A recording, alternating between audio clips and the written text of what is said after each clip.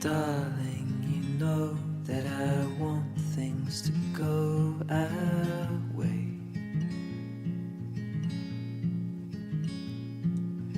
I'll try to reach you to lean every single day. I wanna be somebody that you wanna love. Don't wanna reach for another, wanna color your world.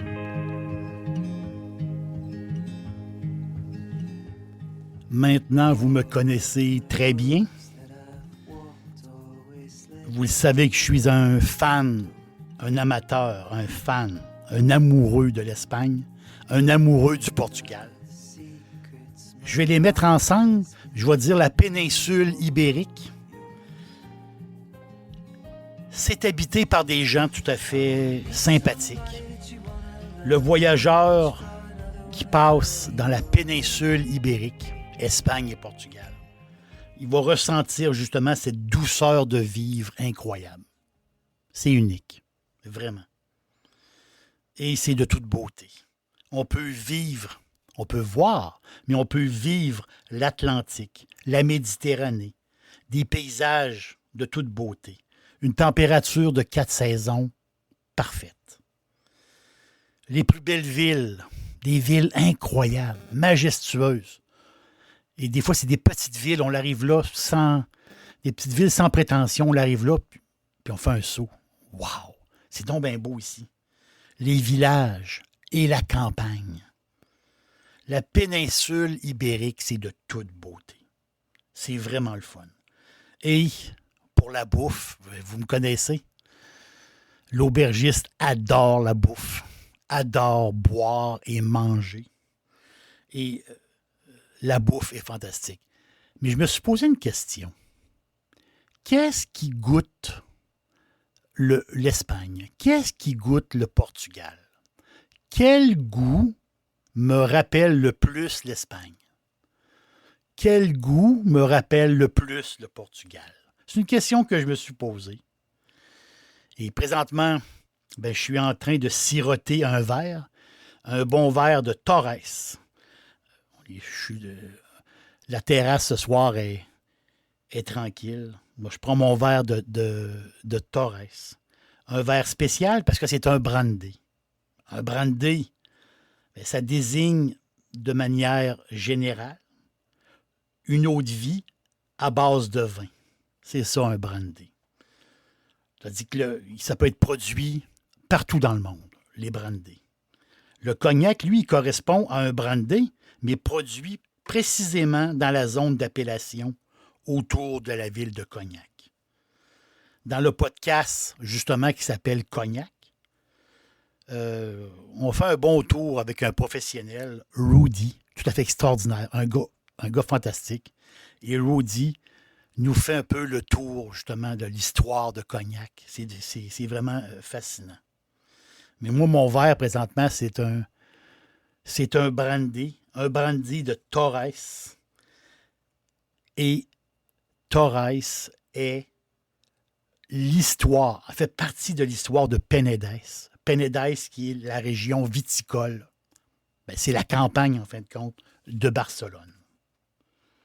Torres est connu dans le monde avec son fameux, ils ont plusieurs vins, ils ont énormément de vins, mais le fameux Mas La Plana, je suis sûr que vous le connaissez, Mas La Plana, qui est applaudi par des spécialistes depuis les années 70.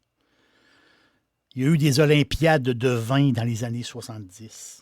Et Mas La Plana a surclassé les meilleurs Cabernet Sauvignon, incluant les grands crus français. Imaginez un vin espagnol inconnu qui surpasse les autres.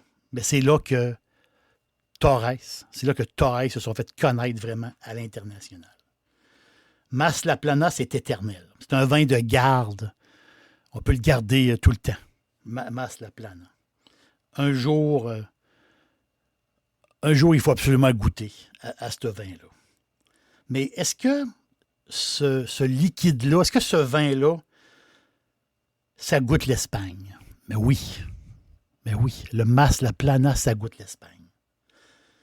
Mais c'est drôle parce que la chose qui me rappelle le plus l'Espagne, c'est pas un grand vin comme Mas La Plana. Il y a quelque chose de supérieur. C'est un simple brandy. Le brandy, le brandy de tous les jours. Le brandy, ils allaient au petit bar en Espagne, et c'est drôle parce que le monsieur qui est accoudé au bar commande un cognac. Et c'est drôle parce que il commande un cognac, mais en réalité, il veut un brandy. C'est comme un peu Frigidaire, qui désigne, la marque désigne un produit. Vous voyez? Donc, le monsieur, il est assis au bar, il est accoudé au bar, et là, il demande au serveur, je vais prendre un cognac. Mais en réalité, c'est un brandy qu'il veut avoir. Mais ces vieux Espagnols-là disent cognac, ça m'a toujours fait un peu rigoler. Mais c'est le goût. C'est le goût de l'Espagne. Ce brandy-là, c'est le goût de l'Espagne. L'histoire commence en 1928. Juan Torres Casal. Lui, c'est le deuxième de la génération, de la famille Torres. Et lui décide d'utiliser les meilleurs vins, les meilleurs raisins, et en faire du brandy, tout simplement. Il va prendre des raisins uniques, le Zarello, le fameux Zarello, qui est la vedette, je peux dire, on pourrait dire la vedette de Barcelone, on va le dire comme ça. Le Macabeo, Zarello qui est beaucoup plus pour le fruit, tandis que le Macabeo, il est plus pour le côté un peu plus noisette. Et le Parellada, qui a un peu plus d'acidité. Mais souvent, ces mélanges-là, cette distillation-là, permet d'aller chercher un profil aromatique au brandy vraiment, vraiment unique. Ensuite, ils vont vieillir, ces brandys-là vont vieillir dans des fûts de chêne américains. Un simple fût de chêne américain. Oui, non. C'est là que le bois s'exprime. C'est très important, le fût. Un fût, c'est pas un simple baril. Un fût, le bois va s'exprimer dans le liquide. C'est comme ça. Un fût de chêne français, ben, lui, le fût de chêne français va donner des eaux de vie un peu plus vanillées, un peu plus sur la cannelle, le clou de girofle. Ça va donner un profil, si vous mettez votre jus pour faire du brandy dans un fût de chêne français, votre profil va être un peu plus sec, assez élégant, plus fin, mais plus sec. Tandis que chez Torres, ils vont utiliser le fût américain. Donc là, on a un brandy beaucoup plus foncé, même très foncé à l'œil. Un côté un peu plus noix de coco, café, les épices, le tabac, vous voyez? C'est ça le secret du brandy Torres. Puis il y en a toute une gamme. Mais le Torres 10, comme le chiffre 10, Torres 10, mais c'est lui qu'il faut acheter. C'est lui qu'il faut que vous goûtiez. Vraiment. C'est lui qui goûte l'Espagne. C'est ça qui me rappelle l'Espagne. Torres 10, ben, il est monté avec la méthode Solera. C'est une méthode typique, si on peut dire. C'est qu'ils vont prendre justement des plus vieux brandés. Ils vont faire un mélange de vieux brandés et de brandés plus jeunes. Donc, ils vont faire une rotation comme ça. C'est une méthode qui s'appelle la méthode Solera.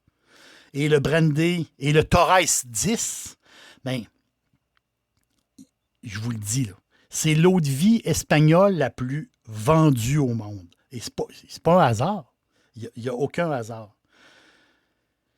Torres a créé le goût de l'Espagne. C'est comme ça. Un équilibre unique, une richesse. Les notes du brandy, les notes, c'est très chaud. C'est très chaud. C'est comme le pays des notes. C'est l'Espagne dans une bouteille. On fait un voyage quand on prend un Torres 10. On fait un voyage assis chez nous. On est à Barcelone, on est à Alicante, on est à Valladolid. On voyage avec un simple verre. C'est le goût de l'Espagne est dans le verre. Et pour une soirée festive, on peut remplacer, vous avez l'habitude de prendre un rum and coke, Cuba Libre. À place de mettre du rhum, ben vous mettez du Torres 10. Donc, Torres 10, Coca-Cola, avec un peu de citron, bien sûr, glace. À place d'avoir un rum and coke, ben on se fait un brandy coke, mais avec le Torres 10. Ça goûte l'Espagne. Ça, c'est vraiment espagnol. Le goût du Portugal, lui. Le goût du Portugal. Oh! Le goût du Portugal. On pourrait dire la bonne bière Sagres ou la Superboc, tiens. Ou les sardines grillées, ou les tartelettes, les pastéis des nata, les super bonnes petites tartelettes qui goûtent le Portugal. Les sardines grillées goûtent le Portugal. Le poulet piri-piri ou la pieuvre, la fameuse pieuvre servie avec les patates. Ils vont comme écraser une patate dans une assiette puis ils vont mettre un morceau de pieuvre par-dessus avec une sauce. C'est bon. Ça n'a pas de sens. Ça goûte le Portugal. Vraiment. Mais qu'est-ce qui goûte le plus le Portugal? Comme le Torres 10. C'est ça le goût du Portugal. C'est le Beirao. Beirao. B-E-I-R-A-O. B-E-I-R-A-O. Beirao. Qu'est-ce que c'est le Beirao? Mais c'est une liqueur. C'est une liqueur, c'est un des produits les plus vendus au Portugal. Vraiment. Les Portugais, ça fait partie de leur vie. Le Beirao. C'est dans le folklore. C'est une recette mystère. Vraiment. C'est une double distillation de plantes et de graines aromatiques. On sait pas toute la recette. C'est un secret. On ne le saura jamais. C'est vraiment secret. Mais ce qu'on sait, c'est qu'il y a un peu de menthe, il y a de la lavande, il y a de la cannelle, vous voyez? Il y a plein d'ingrédients comme ça. L'histoire du Beirao commence à la fin des années 1800. Il y a un gars, un vendeur de vin ambulant, un genre de commis voyageur de commerce. Lui, il est de passage à Loussa. Loussa, petite ville au centre nord du Portugal, tout près de Coimbra. Coimbra, tellement beau. Donc, Loussa. Lui, il est de passage à Loussa et veut vendre du vin aux gens là-bas. Et les gens, c'est du vin de Porto, puis tout ça. Et une des personnes les plus à l'aise du village du temps, c'était le pharmacien. Et le pharmacien, lui, pour lui, c'était un client. Rencontre le pharmacien et rencontre aussi la fille du pharmacien. Donc, les deux sont tombés amoureux, le voyageur de commerce et la fille du pharmacien. Et ils décident vraiment de s'installer là-bas et de vivre à Loussa. Mais le travail, justement, se fait un peu en pharmacie. Et lui, il a accès à des médicaments, à des produits. On est quand même à la fin des années 1800. Et plusieurs médicaments, ou plusieurs produits, sont de sources naturelles, où souvent, c'est des genres de petits liquides, des concoctions, des petits breuvages de plantes, des choses comme ça. Et c'est là qu'est née la recette d'un médicament, si on peut dire, et du mélange avec l'alcool. C'est ça la mixture du Berry Rao. C'est ça le goût. Tu ne peux pas être plus portugais que ça. C'est impossible. Donc, c'est un breuvage, on pourrait dire, qui guérit, qui va guérir les cœurs parce que les gens ils prennent leur petite liqueur comme ça tout le temps, sur le bout du comptoir, en finissant de manger. Il y a toujours la petite liqueur qui est là. Les ingrédients, mais c'est de l'eau, de l'alcool, du sucre et le fameux distillat secret. Cette espèce de médicament-là qui existe depuis la nuit des temps, on ne sait pas trop. Et cette recette-là est secrète tout le temps. Le Berry Rao est servi en digestif la plupart du temps. Les amateurs aujourd'hui le prennent aussi en apéritif sur glace. Ça se prend quand on veut, en fin de compte. Mais il y a plusieurs recettes qui sont utilisées. Vraiment, il y a plusieurs recettes dans les gâteaux pour parfumer les gâteaux. C'est vraiment bien. J'ai déjà essayé une recette. Ça fait très, très bien. Une chose que je fais souvent, c'est qu'une simple salade de fruits maison, très bon l'été, salade de fruits maison, et dans un grand bol, vous allez mettre quelques rassades de Berry Rao. Donc, un peu de sucre peut-être, et dans votre salade de fruits, et vous mettez du Berry Rao. Ça va donner une saveur à votre salade de fruits. C'est vraiment, vraiment bien, là. Je vous le dis. Et